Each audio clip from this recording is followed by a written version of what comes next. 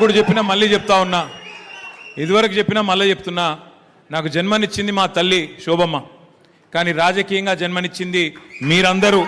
మళ్ళొక్కసారి మీకు రుణపడి ఉంటా. అవకాశం వచ్చింది ఒక 10 ఏళ్ల పాటు పెద్దలు జీవన్ రెడ్డి గారు చెప్పినట్టు పెద్దలు కేసీఆర్ గారి దయ మీ ఆశీర్వాదంతో మంత్రిగా పనిచేసే అవకాశం వచ్చింది. అవకాశం వచ్చినప్పుడు మీరు తలెత్తుకునే విధంగా, మీరు గర్వపడే విధంగా, మా ఎమ్మెల్యే మంచిగానే పనిచేస్తున్నాడని చెప్పుకునే విధంగా పట్టణాన్ని కానీ గ్రామీణ ప్రాంతాలని కానీ నా శాయశక్తులా నేను ప్రయత్నం చేసిన దానికి సాక్ష్యం మీరు. నేను మీ అందరికీ మాటిస్తా ఉన్నా, నా బొందిలో ప్రాణం ఉన్నంత వరకు, ఊపిరి తీసుకునేంత వరకు సిరిసిల్ల నియోజకవర్గ అభివృద్ధి లక్ష్యంగా పనిచేస్తానే మాట నేను విజ్ఞప్తి చేస్తాను. ఏ రూపంలో అయినా సరే మీ రుణం నేను ఎంత చేసినా తీర్చుకోలేను. అయినప్పటికీ తప్పకుండా నా ప్రయత్నం కొనసాగుతూనే ఉంటుందని చెప్పి కూడా తెలియజేస్తూ, మరి ఈరోజు ముఖ్యంగా ఇక్కడ మనందరం కూడా వచ్చింది, మనందరం కూడా ఇక్కడ కూర్చున్న కారణం ఒకటి. ఇవాళ రాష్ట్రం పుష్కర కాలం దాటిన తర్వాత ముష్కరుల చేతిలో పడిపోయింది రాష్ట్రం. ముష్కరులు అంటే తెలుసు కదా మీకు, ఇక మన భాషలో చెప్పాలంటే లంగల్ దొంగల చేతిలో పడ్డది ఇవాళ రాష్ట్రం.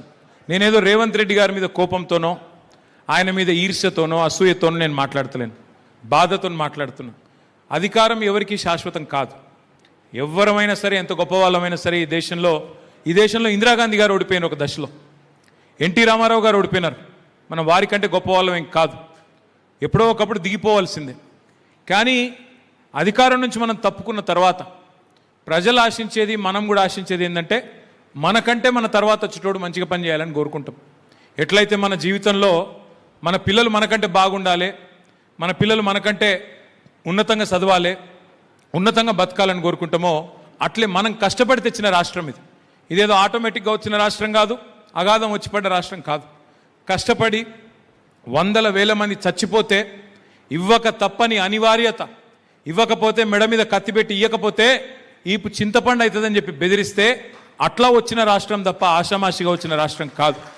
అందుకే ఈ రాష్ట్రంలో మరి తప్పులు జరిగినా, బాధపడ్డా, ప్రజలు కష్టపడ్డా, అందరికంటే ఎక్కువ దుఃఖపడేది, అందరికంటే ఎక్కువ బాధపడేది ఎవరి గుండె అంటే మన నాయకుడు కేసీఆర్ గారి గుండె. ఇవాళ ఆయన తల్లడిల్లిపోతూ ఉన్నాడు. అధికారం లేక కాదు, అధికారం ఏముంది, ఆయన చేసిన పదవే, అదేం కొత్తది కాదు. మళ్ళా గెలిస్తే మళ్ళా అదే పాత పదవి వస్తుంది. కేసీఆర్ గారికి కొత్తదేం కాదు. 10 ఏళ్ళు ముఖ్యమంత్రిగా పనిచేసిండ్రు కేసీఆర్ గారు. కానీ ముఖ్యమంత్రిగా అంటే ఆయన ఏదో దాన్ని ఆషామాషిగా చేయలేదు, ఒక తపస్సులాగా చేసిండు. ఇవాళ మన సిరిసిల్ల ప్రాంతమే ఒక గొప్ప ఉదాహరణ.